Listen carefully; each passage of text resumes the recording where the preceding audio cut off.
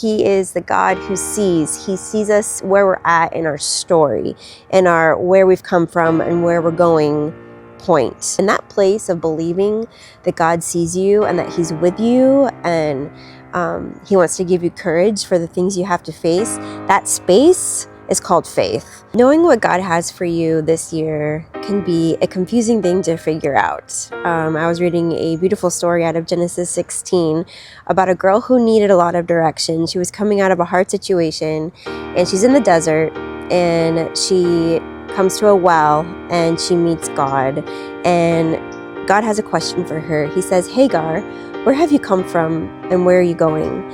And they begin to have this like crossroads kind of conversation. Have you ever had one of those with God? Where have I come from? Where am I going?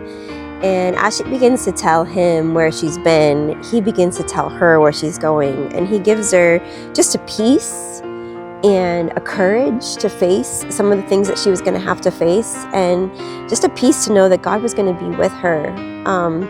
And she said, "I have never met God, but I have a name for you.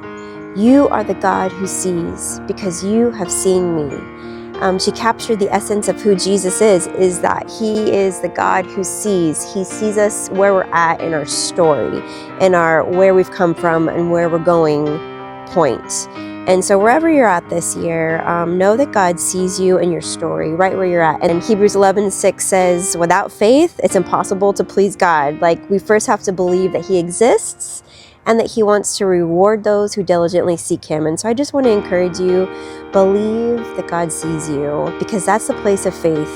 That's the place of movement. That's the place of direction.